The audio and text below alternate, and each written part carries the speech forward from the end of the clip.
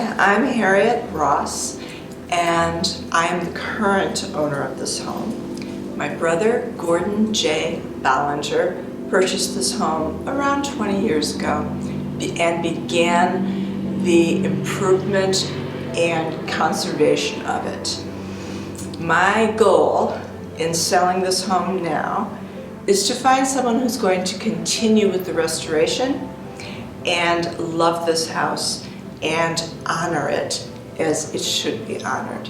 It's the Usonian idea, to me, is the most human concept that Frank Lloyd Wright developed. This is a home for an ordinary family.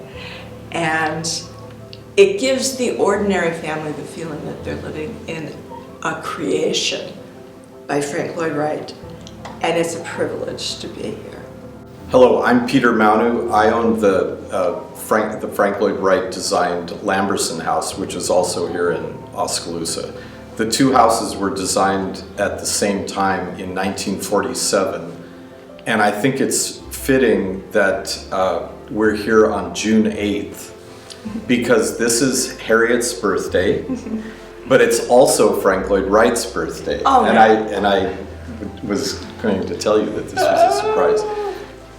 So he was born in 1867, which would make him 154 years old today. He was 80 years old in 1947 when the Alsops and the Lambersons approached him to design these two houses. So by the time the houses were finished, he was 84. So the Alsops and the Lambersons were close friends, and Alice Lamberson had this idea that she wanted a Frank Lloyd Wright house, but she was a little afraid that maybe Wright wouldn't be interested in just designing this one house. So she approached the Alsop family, and they approached Wright together in the summer of 1947. They went to Taliesin Spring Green and met with Wright, and he agreed to design these two houses. So both houses were built at the same time by the same builder, and the same apprentice, John de Coven Hill, was in charge of the construction. Welcome to the Carroll Alsop house designed by Frank Lloyd Wright. The property is located on a hilly lot. It's 1 acre and 3/4, beautiful mature landscaping, lawn.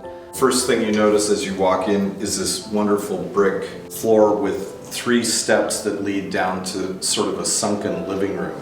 And the detail of the corners of the steps is quite beautiful. To our right, when we move down this space, is a typical Frank Lloyd Wright built-in bench. These benches are designed on the module of the house, which is a 5-foot module. So each cushion is 5 feet, so you can see this is a 15-foot long sofa with built-ins at either side. The fact that this house is built on a 5-foot module is unusual. Usually the Usonian houses are built on a 4-foot module, and that makes this space very expansive. The two sections of the living room are divided by this massive cantilevered fireplace. The cantilever is about 3 feet out into the room, and this is very unusual because typically in a Wright Usonian house, the fireplace is a part of the masonry core off of the kitchen. But in this case, he puts the fireplace out on the opposite wall and wraps it with glass around. On the other side of this dramatic cantilevered fireplace is the main space of the living room. And you can see that there are built-in shelves that wrap around the windows. The shelves sort of morph into some built-in storage on that wall and some built-in shelves. Then that connects to these 3 modular dining tables, 8 dining chairs, and 4 of these square tables that are all included with the sale. Another detail which I've never seen in any other Wright houses is lighting built into the floor. These are especially dramatic as the sun is setting. You get this glow from the floor. Here we are in the workspace. Frank Lloyd Wright called his kitchens workspaces, illuminated by this massive skylight above. Here you see the 5-foot concrete square grid and the cabinets wrapping around that. Built-in shelves everywhere in here too.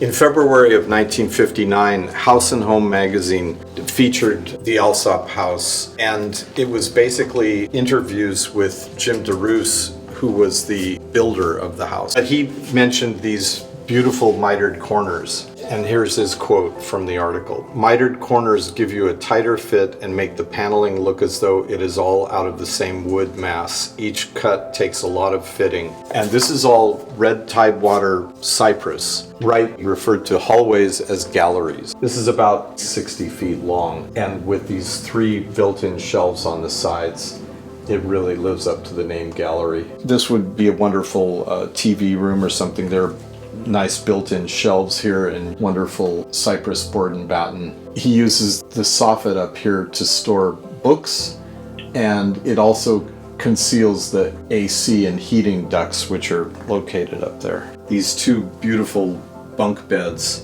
and what appear to be 4 shelves here are actually a ladder, and they're little recessed handles that you can grab on to get to the upper bunk. This is a delightful room. It was designed for the Alsop children. Bedroom number 3, we see the same built-in concept with the big shelf that could function as a desk. 2 big closets in here, so this is a little bit larger room. This house has tons of storage. Everywhere you look, there's another closet. This is the main bath for the house. This still has the original cypress board and batten siding above the tub. This is the master bedroom, and here we see that Wright makes the room shift at a 60-degree angle. Typically, Wright bedrooms are rather small. He saves the big space for the living room. This bedroom is huge, and it has this separate seating area over here. I'd say it's about 20 feet long. This is much larger than the master bedroom at our Lamberson house, for example. The master bedroom leads to its own private terrace. Here is the rather eccentric master bath. It has built-in shelving cabinetry next to the toilet. All of that is original. From the 1959 House and Home magazine, the builder Jim DeRoos says, "The minute I saw the blueprints, I knew that we were in for a completely new experience. New for us and new for our community. For the blueprints showed that this was a new kind of house. This was a new way to site a house. This was a new way to build a house.